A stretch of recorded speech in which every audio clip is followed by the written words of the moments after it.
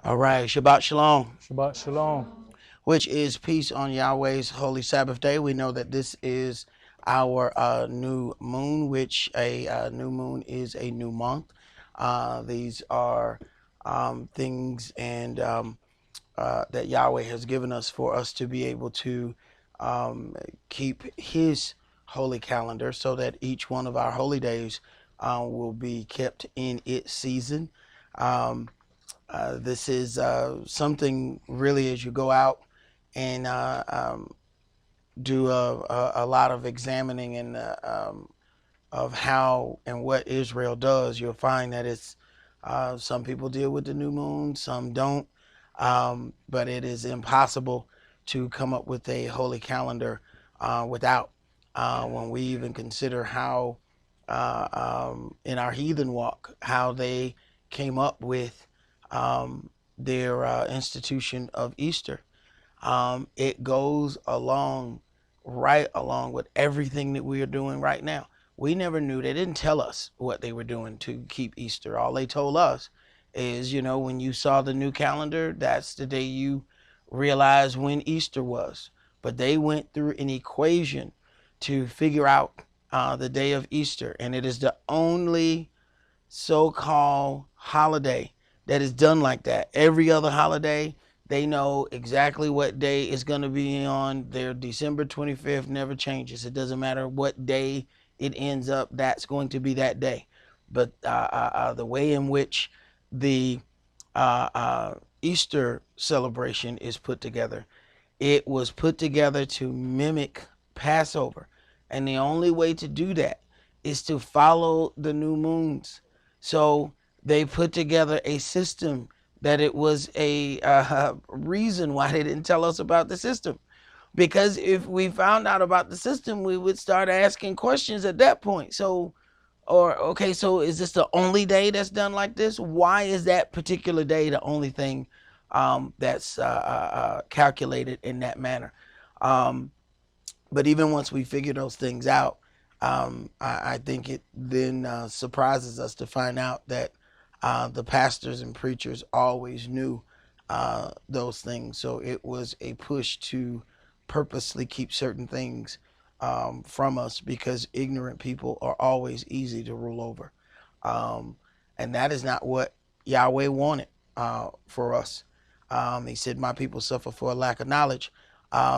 So he doesn't want us to stay ignorant to be ruled over. What he wants us to be is completely educated, but then submit to him. See, the heathen works the actual opposite. They want to keep you ignorant as possible so that they can rule over you. They want to twist information, do as many things, keep you all warm and cozy on the inside, but just as good and dumb, so those people are easy to rule over. Yahweh wants the opposite. He wants you to have money. He wants you to have power, but then he wants you to call on him when you have money and power, which is most of the times exactly the opposite of what we do. We get money and power, and Yahweh is the absolute last on our list. So we put ourselves in a situation where some things has to happen for him to get our attention. We're going to start tonight's new moon sermon in Matthew chapter 3.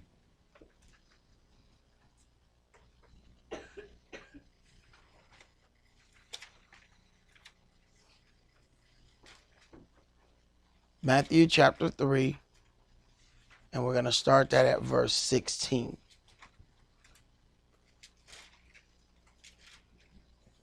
Verse 16. And Yahshua, when he was baptized, went up straightway out of the water.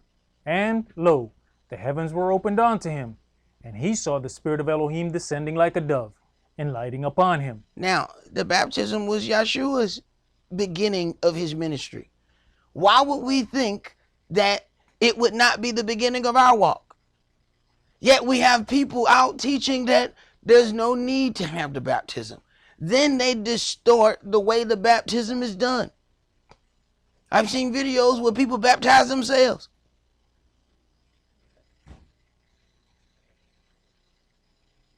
Because a person who was supposed to be performing it wouldn't even get in the water with them.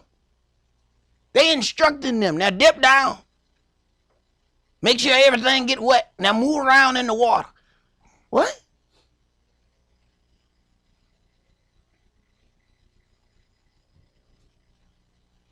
But these will be the places that we flock to, though. Because they make us feel warm and cozy with those good lies. Go ahead. And lo, a voice from heaven saying, "This is my beloved Son, in whom I'm well pleased." Right. So, with all of this talk about Yahshua, you hear the voice of Yahweh at the baptism. Yet we have people that are on almost every corner calling themselves sergeants and colonels and all of this. Not one entity in the whole group is baptized. And they have offices and congregations set up here and outside 4-5 other countries. Not one person is baptized. Not one.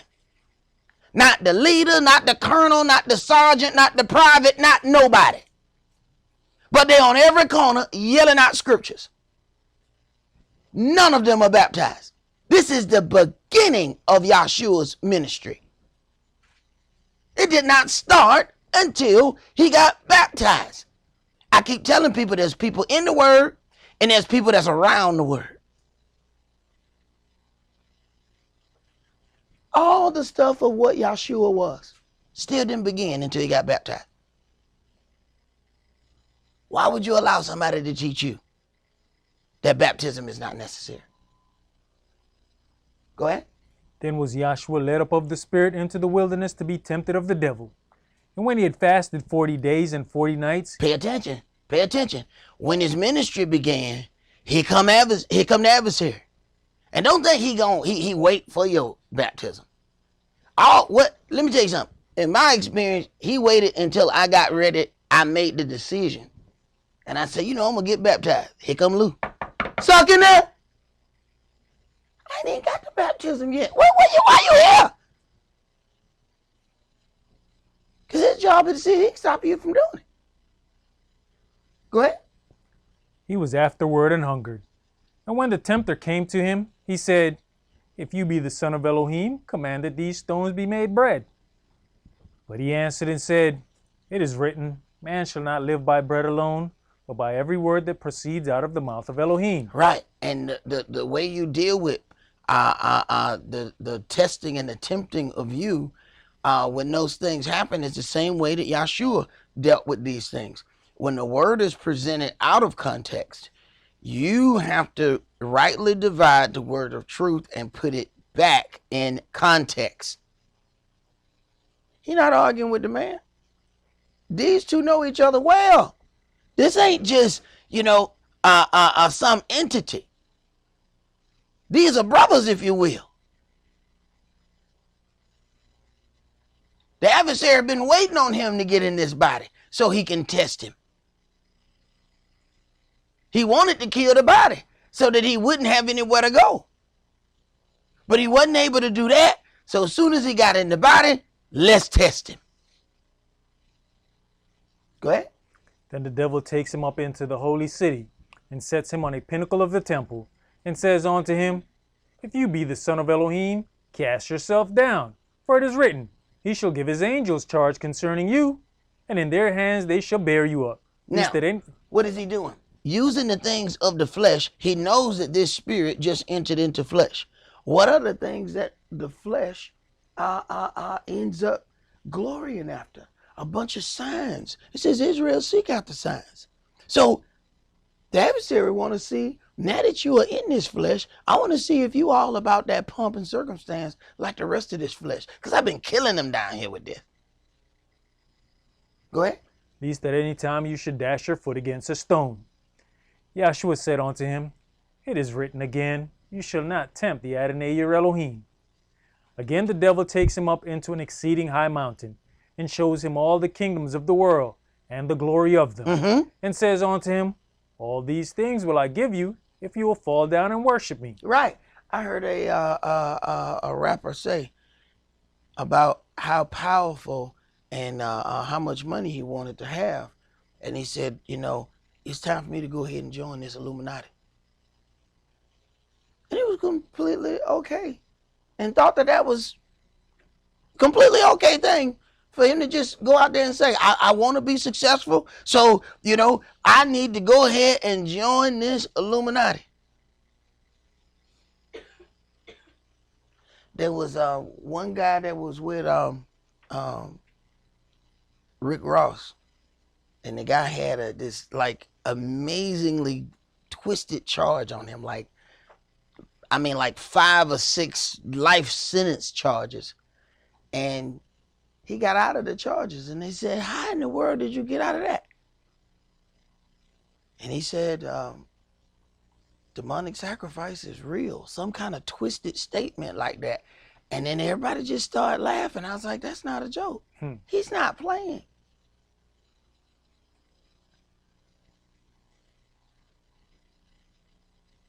Go ahead, bro. Verse 10. Then says Yahshua unto him, Get you hence, Satan, for it is written, You shall worship the Adonai your Elohim, and him only shall you serve. And him only shall you serve. And it is open for the people in this day and time to openly worship other things so that they can get pomp and circumstance. Let's go to 1 Corinthians chapter 1.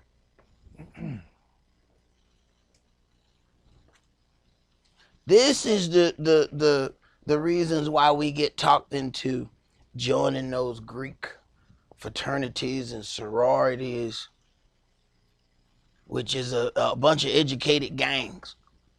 So if I want to join a gang, I would have already been in one. We get in them, they heckle us, beat on us, do all kind of things, and because everybody else around us is doing it, it's normalized. It's only when you come out of things and start reading and you're like, wait a minute, man. You realize there's people who have gone to college and got killed trying to join a fraternity? Because the hazers got a little bit too happy. They got a little bit too happy in their hazing. And they beating them and choking them and doing all of that, and somebody go a little bit too far.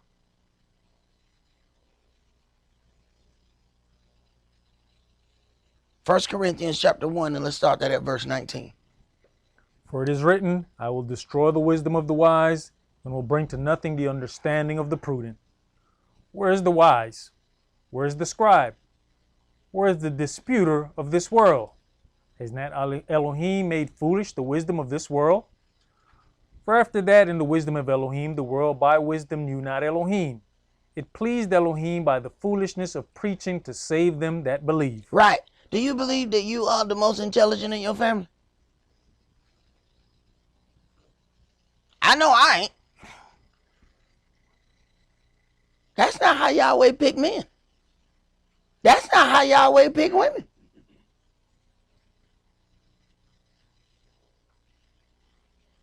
It's got to be something in your heart. That's how Yahweh picks men and women.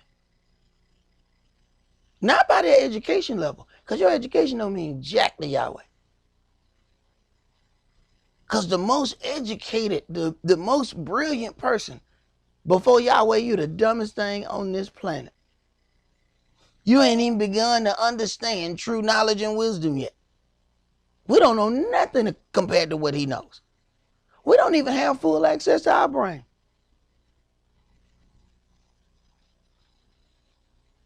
So even you being the smartest, you the smartest who has the least amount of access to their brain. Think about what's going to happen when we actually get access to the rest of their head. You think you know something now? Go ahead. For the Yehudis require a sign, and the Greeks seek after wisdom. The Yehudis require a sign. You see the differences already in people? The Yehudis require a sign, and the Greeks seek after wisdom. So when you see the two different things of individuals, when you start mixing people and customs, a lot of times now you got confused things where people require part of a sign, and then part wisdom, and then they're going back and forth and not knowing which thing is going to drive them, because they're really two different people and have not figured out which one of those things is going to drive them. Understand, Timothy was both of these.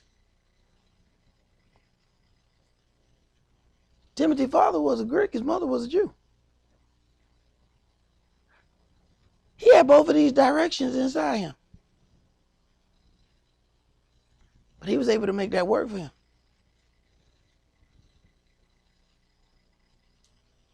Because he had to encounter and teach what?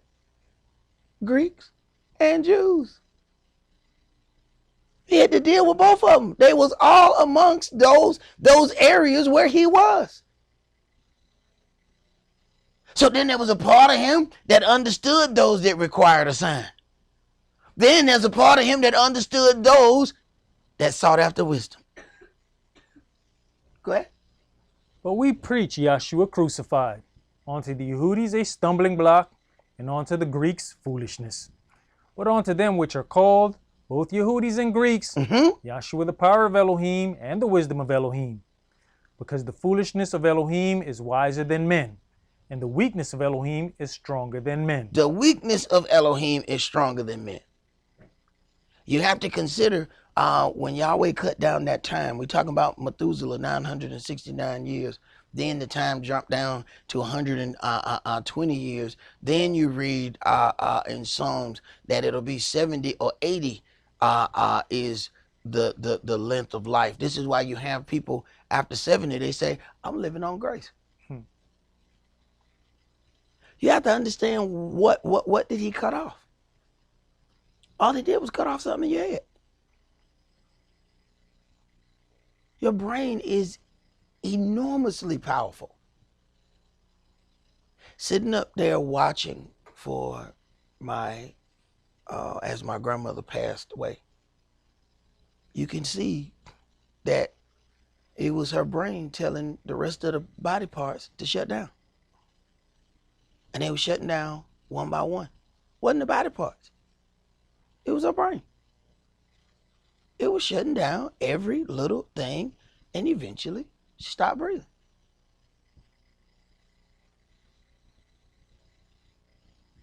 So for man to be able to live 1,000 years, all Yahweh got to do is cut the switch back on. It ain't no big, marvelous, miraculous thing. It's a switch. He flip it back. We get them 900-year lifespans again. But we got to have some things together, though. Because see, in 900 years, you know how many sins you can rack up? See, if I cut you down to 70, it ain't but so much you can do. All right? See, then you actually got a chance when your trial come up. We don't even see that as grace. That's grace. Yahweh love you so much, you like, look, I ain't going to let you even go down there, because if I let you live 900, you gonna do a lot of dirt. So we got to have some things together before we get them 900. Go ahead, bro. Yeah, you talking about the brain power. I was watching a video today with a black gentleman who just turned 111. And that guy says, look, man, all I think about is living. He said, I already know I'm going to die, so I focus on that. I'm focusing on living. Brother, one of those things, they said the power of life and death is in the tongue. And you can speak on some things and bring those things to pass. My favorite artist growing up was Tupac. He didn't talk about nothing but death. And I mean, he brought death to his door. I mean, he talked about death constantly.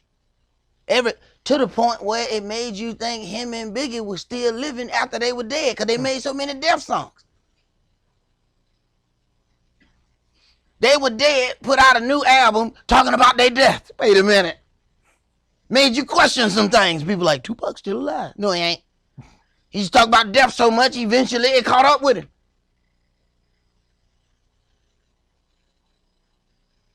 There's some times that I said something on Monday and Wednesday, the thing was sitting in front of me. And it made me think, man, I should have shut my mouth Monday.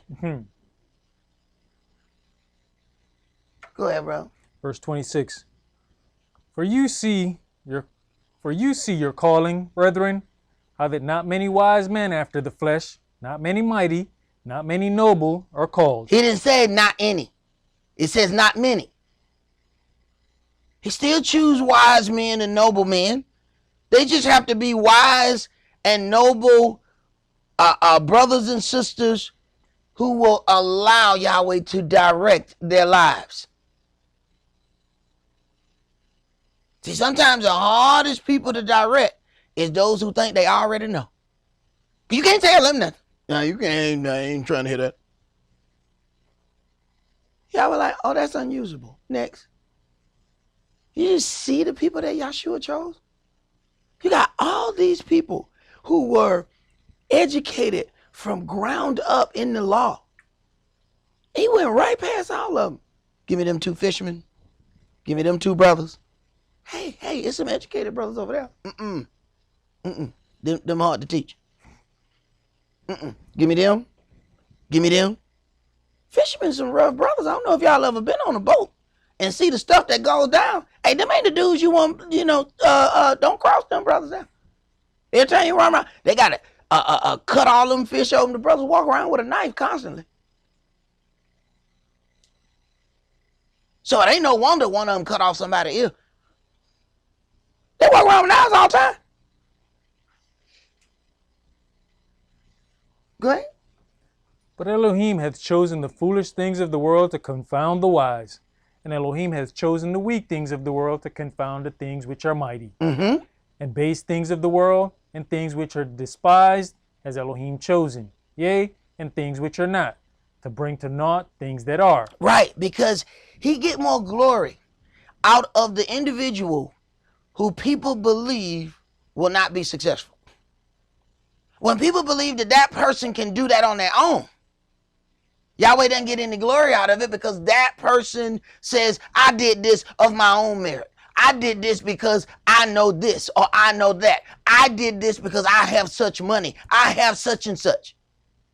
But when Yahweh take the base thing, that's what you going to do with that? Does any good thing come out of Nazareth? Watch this. Watch what I'm finna do with this little ghetto boy. That's sure from the hood. Wasn't that good supposed to come out of there? This ain't no prophet coming out of there. It's Nazareth. Go ahead. That no flesh should glory in his presence. But of him are you in the Mashiach Yahshua, who of Elohim is made unto us wisdom, and righteousness, and sanctification, and redemption, that, according as it is written, he that glorieth, let him glory in the Adonai. All right, let's go to Matthew chapter 22.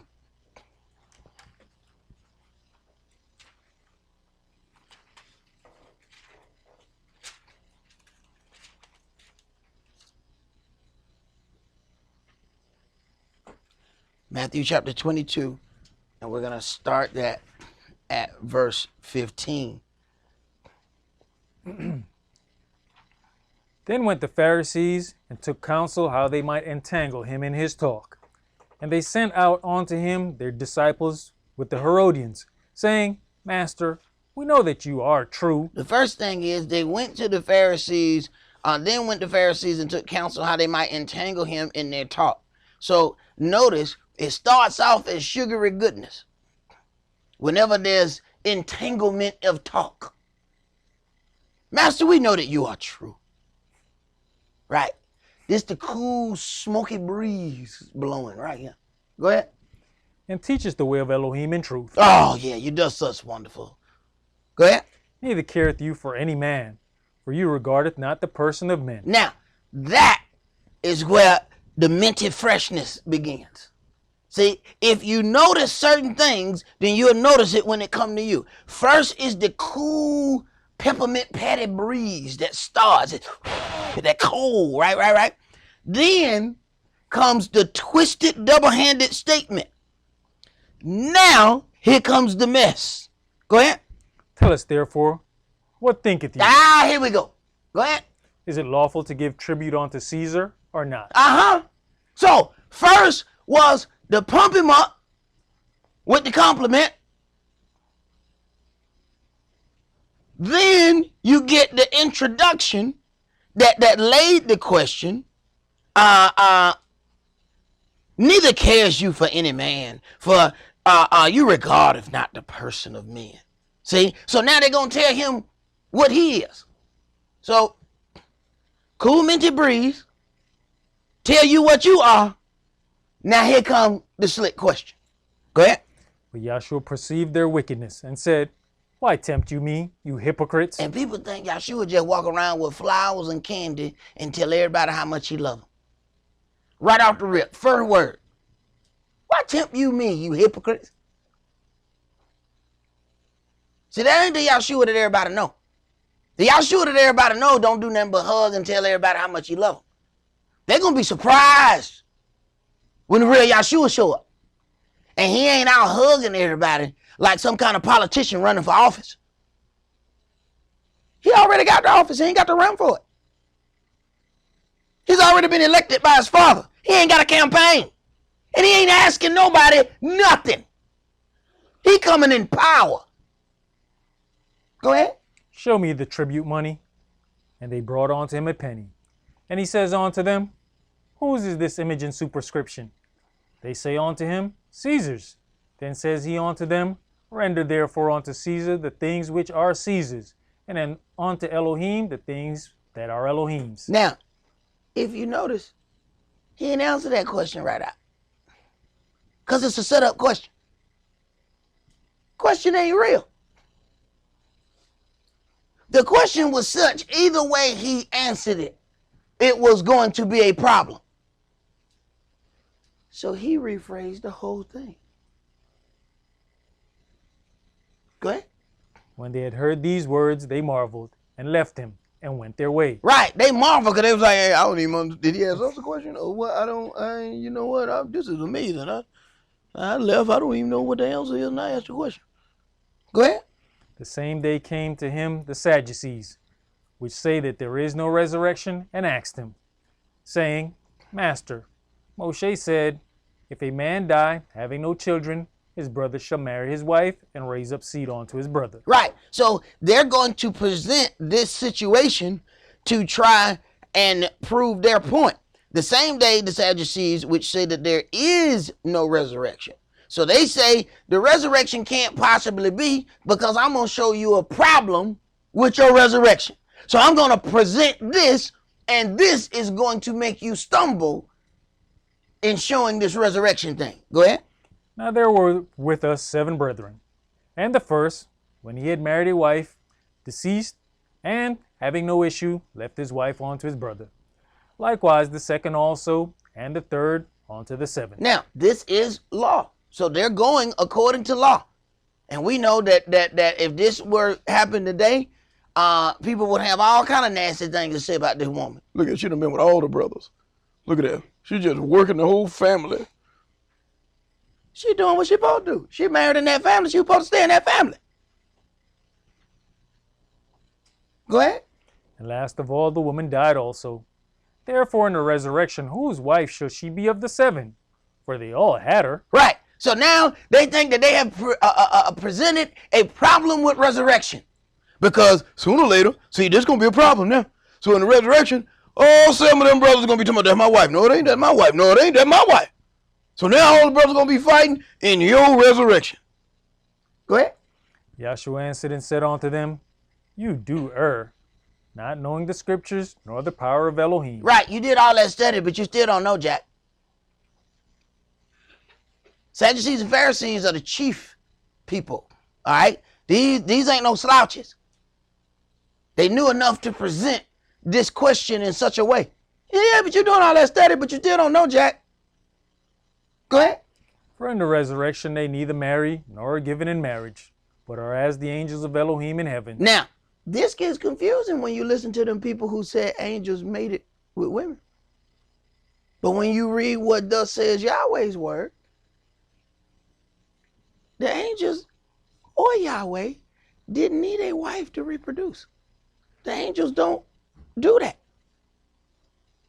Yahweh didn't have to do, hey, I created such and such. When he says, let us make man in our image, he created a man. Later on, he said, you know what?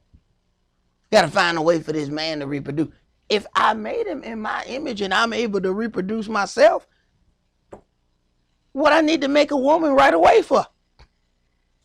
But I ain't going to give him that power to be able to reproduce himself. I'm going to have to get him to help me to do that. If that's the case, he going to be a real God around here if he can make his own self. You know what I'm going to make me again today? Huh? Go ahead, bro. But as touching the resurrection of the dead, have you not read that which was spoken unto you by Elohim, saying, I am the Elohim of Abraham, and the Elohim of Esaac, and the Elohim of Jacob. Elohim is not the Elohim of the dead, but of the living.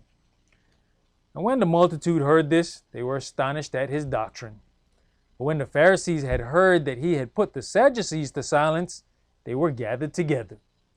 Then one of them, which was a lawyer, asked him a question, tempting him, and saying, Master, which is the great commandment in the law? Yahshua said unto him, Right. Let me tell you something. This part right here, master. When they start off, they start off with respect, but later it comes. It's a whole lot of disrespect that comes behind that. Every time I get one of those crazy emails, it start off with, "Oh, hello, sir. Sir, I would like to do such and such, and I really enjoy your teachings." But they might as well put that in all caps and bold. I've been waiting for it. Yeah, get to the there go the one I'm looking for. This is where it changes direction. Right here. This is where you see that blinker. Where they about to bust that left turn. Right here. Go ahead. You shall love the Adonai your Elohim with all your heart, and with all your soul, and with all your mind. This is the first and great commandment. And the second is like unto it. You shall love your neighbor as yourself. On these two commandments hang all the law and the prophets. He didn't say that these are the only two commandments. He says on these two commandments hang all the law and the prophets. It's going to take all the law and the prophets to understand how to do those two things. That's the part that people missing. They jump off in the New Testament, read this. See, we ain't got to do nothing right here. You do this. You love God, which I'm a lover of God. Love God. Love him all the time. And then right here, love thy neighbor as thyself. I love my neighbor. I baked him a cake the other day. We loving according to our definition of love. Yahweh got his definition of love. Do we love according to that? See, when you love your brother, your sister, according to the way Yahweh says, oh, then we're going to keep them commandments toward one another. We're not going to lie, steal, and cheat. We're not going to try to defraud or deceive. See, if you don't understand what that means, then you'll get into this and say, well, I mean, I love my neighbor as myself. Hell, I lie to me. Hell, you know what I'm saying? Huh? So I'm loving my neighbor just like I love me. Hell, I lie to me, I lie to him. So I ain't did nothing wrong. I deceived myself this last week. Right. See, now they think that they have an okay situation with deceiving their brother or their sister because they do that same thing to themselves. No. So you don't even understand that without going into Yahweh's law. Go ahead. Verse 41. While the Pharisees were gathered together, Yahshua asked them, saying, What think you of the Mashiach? Whose son is he? They say unto him, The son of Dawid. He says unto them, How then does Dawid in spirit call him Adonai, saying, Yahweh said unto my Adonai, Sit you on my right hand, till I make your enemies your footstool. Do you understand that these were masters in the word? But there are some things that we understand right now that they didn't. Listen, keep going. If Dawid then called him Adonai, how is he his son? If Dawid then called him Adonai, how is he his son? Go ahead. And no man was able to answer him a word. No man was able to answer him a word. We know that the seed of Dawid was used to bring forth the body that the spirit of Israel came to dwell in. They didn't understand that. We're talking about masters of Israel, and y'all don't understand things that they didn't. These were lawyers. These were big time people getting together to question him. Do you consider how responsible he's going to hold us? That the masters of Israel didn't know the stuff you know. So when we fall and come short, what is he going to think about us? You know, it was so-called doctors and lawyers that didn't know the stuff you know. So how you get to claim ignorance then? Go ahead. Neither durst any man from that day forth ask him any more questions. Neither does any man ask him any more questions. Because the more questions they ask, the dumber they got. I'm not asking him no more questions. Let's go to Luke chapter 10.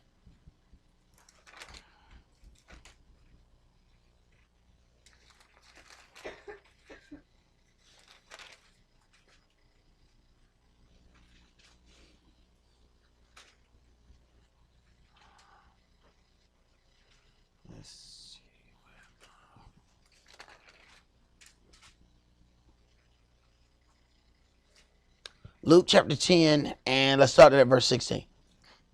He that hears you hears me, and he that despise you despise me, and he that despise me despise him that sent me. Do we consider that when we deal with the word and when we deal with people who are servants of Yahweh dealing with that word? See, the word does say things about not putting all our trust in men. But then we have to also understand that Yahweh created man. And when Yahweh gets ready to do some things, Yahweh ain't coming to us personally. He going to send a man. So we got to figure out where that balance going to be.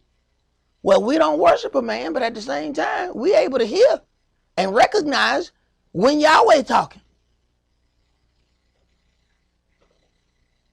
Go ahead. And the 70 returned again with joy, saying, Adonai, even the devils are subject unto us through your name. And he said unto them, I beheld Satan as lightning fall from heaven. Behold, I give unto you power to tread on serpents and scorpions, and over all the power of the enemy. Give you power to tread, to walk on serpents. As a snake, scorpions and snakes, those are poisonous. Remember the Apostle Saul got bit by the snake? And they were like, oh, he finna die. He finna die. They said, oh, no doubt he's a devil. Otherwise, there's no way Yahweh would have let that snake bite him. He a devil. He shook the snake bite off and kept doing what he was doing. After that, they were like, no doubt he's a god. Now they're ready to worship him. But you see how, instead of, in our mind, if he's a blessed man, Yahweh would have kept that from happening to him. Not understanding that through letting the snake bite him, Yahweh ended up getting some glory. Because as he's sitting there talking, they're just sitting there. He's going to swell up and die in a minute now. In a minute. So they're just sitting there. Okay, why he ain't dead yet? So now they're talking to each other. Hey, okay, he should be, last time that other dude got bit, didn't he die in 15 minutes? It's been 30. His eyes ain't even tripped. He ain't turned purple yet. Let me tell you something. The symptoms are real, are the same. You see somebody get bit by a snake. You see somebody allergic to bees and they get stung. Oh, it happens immediately. Throat start closing up, start turning purple. It don't take long. So they just sitting there waiting for it. And it didn't happen. And they knew, hey, something is different about this man. Go ahead. And nothing shall by any means hurt you. Verse 20. Notwithstanding in this rejoice not, that Uh-huh. the spirits are subject unto you, Uh-huh. but rather rejoice, because your names are written in heaven. Now, it says at the end, and nothing shall by any means hurt you. Not nothing shall by any means happen to you. See, some of us read that wrong. And that ain't gonna happen to me. I'm a servant of God. Something might happen to you just because you're a servant. Because he want everybody to see how you get back up. No. This thing gonna fall out the sky and pass 15 people. And it gonna dodge them and go all around them. And it ain't gonna hit nobody but you. Bah! Ah! And when you get back up and nothing is wrong with you, then Yahweh gets glory. Because everybody then gonna stand around and say, okay, so why their faith didn't come off when that thing hit them? Because that's serving of Yahweh. How did you get back up? They got hit by a truck. Right. Why that truck hit them? Because Yahweh told the truck to hit them. No, don't hit them. Hit my servant. Right there. Yeah, hit them. Because see, the other one's going to die. Because they not made like that. Hit my servant. I said, why would he do that? Because I got protection on that one. Then I'm going to get back up. I'm finna get some glory out of this. After this, people going to be asking, so what they is again? What's a Hebrew what alike? What is that? What is that? I don't know what that is. I need to find out. Because if I get hit by something like that, I want to get back up. Go ahead. In that hour Yahshua rejoiced in spirit and said, I thank you, O Father, Adonai of heaven and earth, that you have hid these things from the wise and the prudent, and have revealed them unto babes. Even so, Father, for so it seemed good in your sight. All things are delivered to me of my Father, and no man knows who the Son is but the Father, and who the Father is but the Son, and he to whom the Son will reveal him. And he returned him unto his disciples, and said privately, Blessed are the eyes which see the things that you see, for I tell you that many prophets and kings have desired to see those things which you see, and have not seen them. Right. The Pharisees and Sadducees wanted to know some of the stuff that you know, and they didn't. And then we gonna know it and still not deal with things correctly? Oh no, we're gonna answer for that. There's people died for this book to be able to be translated for us to be able to have one. You realize in some of these situations, it might have been one book in that town. And everybody got to go to that same place and read that book. Every last one of us got a book in the house. Some of us got 4, 5 books. We got different books. And you think he going to hold us blameless? These people got to walk 15 miles to read the book. And every last one of us got one. Go ahead, bro. And to hear those things which you hear, and have not heard them. And behold, a certain lawyer stood up, and tempted him, saying, Master, what shall I do to inherit eternal life? You notice he didn't say, what shall I do to go to heaven? I want to go to heaven, Lord. Lord, what should I do to go to heaven? I ended up doing some, I had to do the sermon for Mother Barbara's, Lael's mom's funeral. And of course, you know, whenever you do a funeral, there's people there from all different faiths. And, you know, there was a brother that came up and congratulated me. And I know he heard some things. He said, you know, there was so much that was said, but you knew where each line was and you didn't cross the line. I never went and busted out any of that these people were never intending on going to heaven. But I read the thing about Lazarus and how his sister never thought he would go in heaven. She said, I know my brother gonna rise again at the last day, at the resurrection. This is somebody who was there as Yahshua was on the earth. That heaven doctrine wasn't there then. You can see the eyes. But I didn't go there. I did what I had to do, went to the next. But he picked up. You know, you could have really rubbed some stuff in our face right there. You really could have did it to us, but you know, I appreciate, but I'm thinking, I'm working on some stuff, but you really could have did it. Yeah, I know I could have. Go ahead, bro. Verse 26. He said unto them, What is written in the law? How readeth you? And he answering said, You shall love the Adonai your Elohim with all your heart, and with all your soul, and with all your strength, and with all your mind, and your neighbor as yourself. And he said unto him, You have answered right. This do, and you shall live. All right, you finished that? Let's go to chapter 16. Luke chapter 16, and let's start that at verse 25.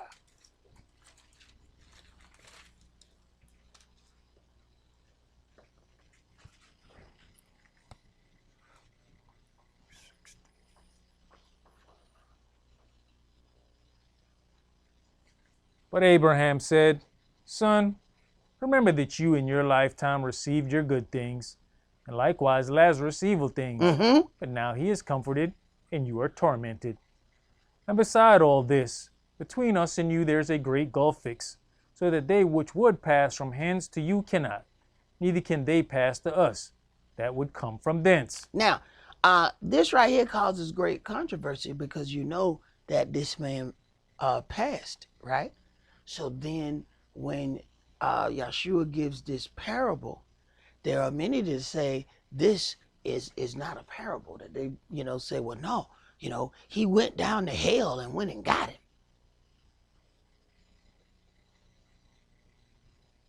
Yet, all of the people who were brought back to life, those people die again. Those that receive that new body, Yeshua ain't never gonna die. Those that get that new body not the same as the old. So although those people were resurrected, they were not resurrected with a new body. See, we got to know the levels of that. Go ahead. Then he said, I pray you therefore, Father, that you would send him to my father's house. For I have 5 brethren, that he may testify unto them, lest they also come into this place of torment. Abraham says unto him, They have Moshe and the prophets, let them hear them. And he said, No, Father Abraham, but if one went on to them from the dead, they will repent. Right. Let them hear Moshe. Let them hear the law and the prophets. Go ahead. And he said unto him, If they hear not Moshe and the prophets, neither will they be persuaded, though one rose from the dead. If they hear not Moshe and the prophets, neither will they be persuaded, though one rose from the dead. So Yeshua is not going to be able to reach them, because they will not hear Moshe and the prophets. They will not hear the law of Yahweh. They said they are not subject unto the law. So Yeshua not going to profit them. Let's go to Numbers chapter 12.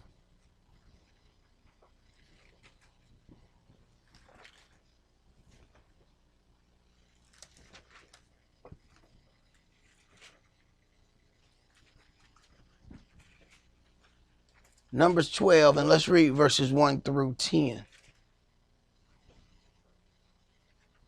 says, let them hear Moshe. But even in all of his blessings, Moshe was still a man. But he had a job to do.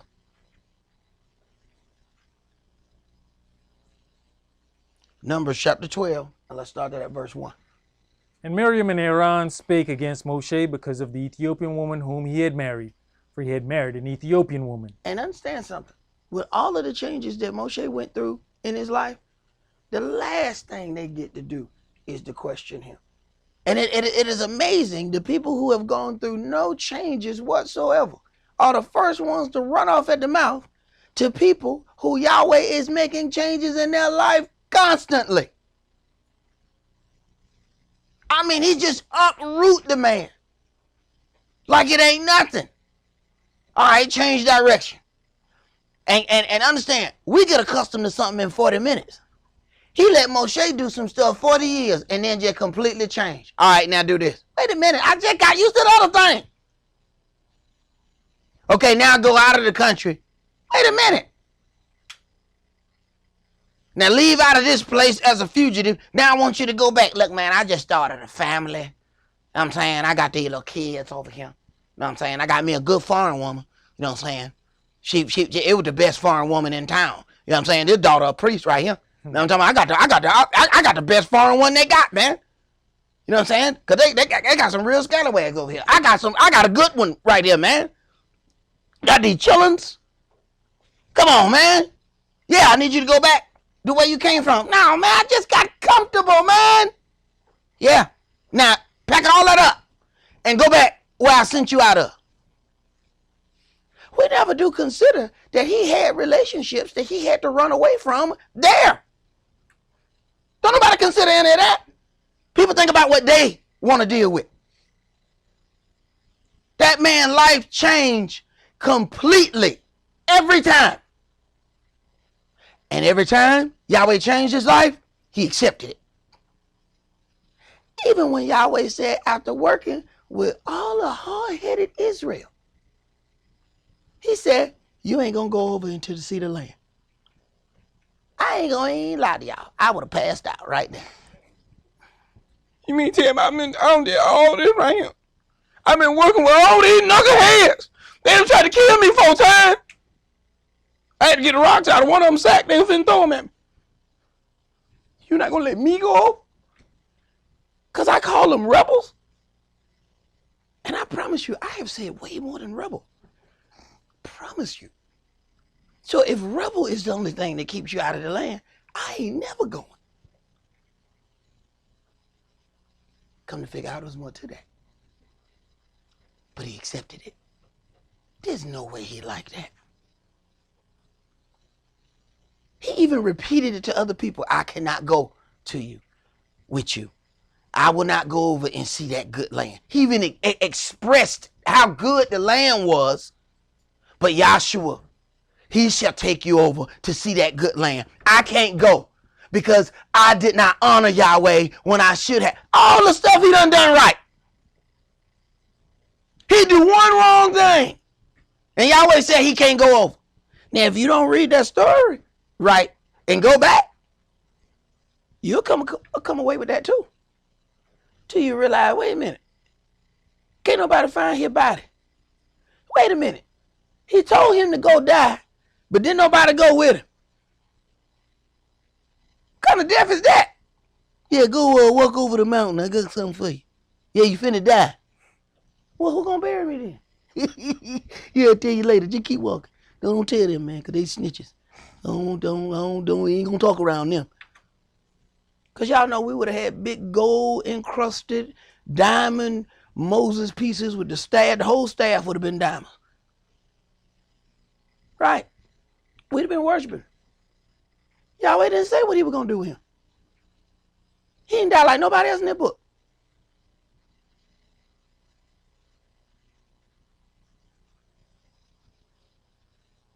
But how many of us, after doing all that work, and he just said he wasn't going to let you go over, not to even see the joy of the works of your hands?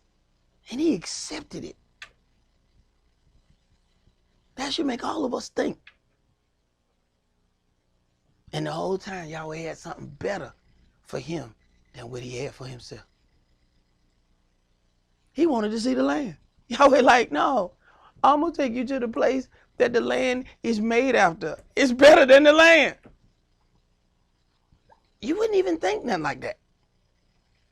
But why do you think he says, eye has not seen, nor have ear heard, nor have you even thought about the great things that Yahweh has in store for those that love him? You can't even imagine it because there ain't nothing for you to imagine. You don't have anything to liken this to. So your imagination don't go that far. And we got some wild imaginations, I'm going to tell you. All right, we got some very wild imagination. Your imagination don't even go as far enough to imagine what Yahweh has. Go ahead, bro. Numbers chapter 12 and verse 2. And they said, has Yahweh indeed spoken only by Moshe? Has he not spoken also by us? And Yahweh heard it. Right. Sometimes for us to deal with a situation, instead of us dealing with anything by ourselves, we have to notice a problem by mentioning somebody else's problem. So when somebody brings us an issue about us, instead of us saying, yeah, man, I need to stop doing that, what we then do is mention something that they do wrong instead of dealing with what we did wrong. So now they have made him just like them. He's just a man. Yahweh speak by us too. So now he has been demoted so that they can be equal unto him. Go ahead. Now the man Moshe was very meek, above all the men which were upon the face of the earth. And Yahweh spake suddenly unto Moshe, and unto Aaron, and unto Miriam, come out, you three, unto the tabernacle of the congregation. And they three came out. And Yahweh came down in the pillar of the cloud, and stood in the door of the tabernacle, and called Aaron and Miriam, and they both came forth. And he said, hear now my words. If there be a prophet among you, I, Yahweh, will make myself known unto him in a vision, and will speak unto him in a dream. Right. Yahweh understands the service that Moshe has put forth. He understands the changes in his life. Because every time Yahweh ordained him, he went with him. And he knew the man was scared. That's how Aaron even get into the picture. He said, I can't speak. Yes, you can. I'm slow of tongue. No, you ain't. You were learned in the house of the Egyptian, bruh. You know stuff these people ain't even thought about knowing yet. What you talking about? He was scared, so Yahweh gave him some help. But Yahweh didn't. You have to consider, will Yahweh even have helped or even brought Aaron? That was not even in Yahweh's plan. All right, man, you go do this. Oh man, no, man, I'm a fugitive, right? They got like pictures of me in the post office, everything over there. I ain't trying to go back over there. Next thing you know, all right, you say you can't speak? Aaron, here come your brother Aaron. He can speak. You have to wonder, what was he even going to do with Aaron? So you got a whole line of people that have a job in the priesthood just because Moshe was scared. You ever consider that whole paths have been changed and altered just for you? That he orchestrated things to make sure you would be sitting exactly where you are sitting now. Go ahead, bro. My servant Moshe is not so, who is faithful in all mine house. With him will I speak mouth to mouth, even apparently, and not in dark speeches. And the similitude of Yahweh shall he behold. Wherefore then were you not afraid to speak against my servant Moshe? And the anger of Yahweh was kindled against him, and he departed. And the cloud departed off the tabernacle, and, behold, Miriam became leprous, white as snow. And Aaron looked upon her, and Aaron looked upon Miriam, and behold, she was leprous. Now, you have to look at this situation in verse 1. It says, and Miriam and Aaron spake against Moshe because of the Ethiopian woman which he had married. So Miriam must have been the one who coerced Aaron. When the judgment come, you notice Aaron didn't become leprous as snow, just Miriam. Now, in this book, we know that this is a patriarchal system. They mention men before they mention women. You notice in the front, Miriam's name is first. See, Yahweh know how to deal with things. He know who's manipulating situations. See, Miriam had a little power in this family. Understand, you go back to the whole situation, and it was Miriam that end up drawing him out of the water. They end up putting him in the water. They end up going, I'll find one of the Hebrews to nurse him. Hey, she got power in this family. So here she talked, and she's able to convince Aaron as well. So when Yahweh come with the punishment, you don't find any punishment coming to Aaron. And he should have got it. He's a priest of Yahweh. She couldn't have done that on her own. But she coerced him. It says Miriam and Aaron. And Yahweh went straight and dealt with her. See, when you first read that, it get kind of confusing as to, okay, so why he ain't deal with old boy? He knew the power of this woman and how she used her power unrighteously. Go ahead. Keep going with that. I want to finish up. Numbers 12. Right here in Numbers 12.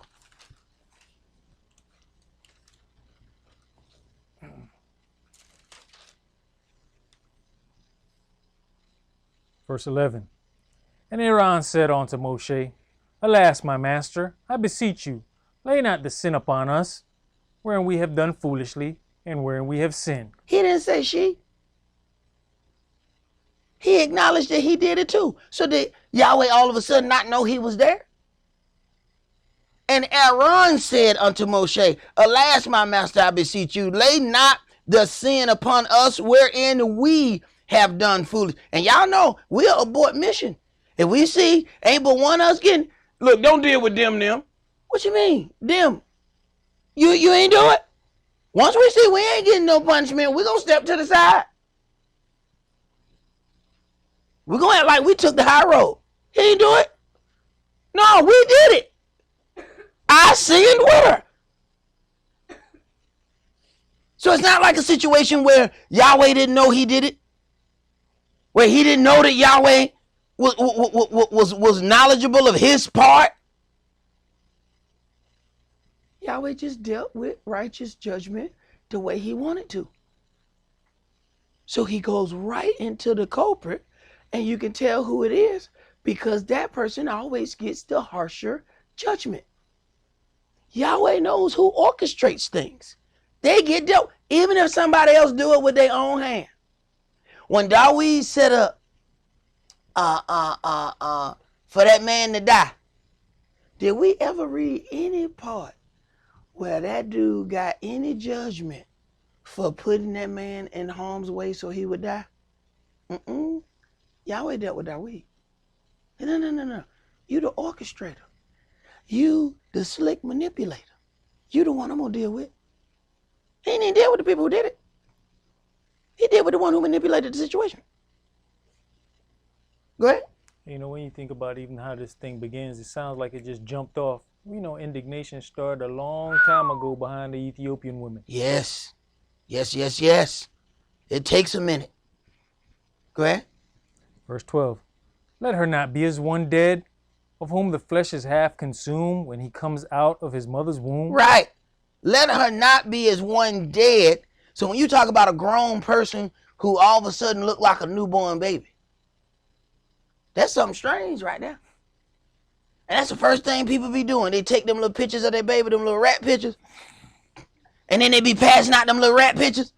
And they be like, look at my baby. Look, that baby is cute only to a mother. Look here. Wait till that baby cook a little bit more. All right, put the little baby in the window. You know what I'm saying? Then flip him over, cook on the other side. Then take some pictures and send them to me. You know what I'm saying? Because them little rat pictures, in 2 weeks, that baby ain't gonna look like that. But people love to take pictures of their little rat baby. You know what I'm saying? With that uncooked flesh. You know what I'm saying? You can't tell the baby white or black. 2 weeks later, you got this big old chocolate baby sitting up here out there. See? This the picture you should have took right here instead of sending out that little rat picture. Go ahead, brother. And Moshe cried unto Yahweh, saying, Heal her now, O Elohim, I beseech you. And Yahweh said unto Moshe, If her father had but spit in her face, should she not be ashamed 7 days? Let her be shut out from the camp 7 days, and after that let her be received in again. Right. So she had to take a version of a sabbatical to leave her. When it says outside the camp, I don't think people understand that is outside everything.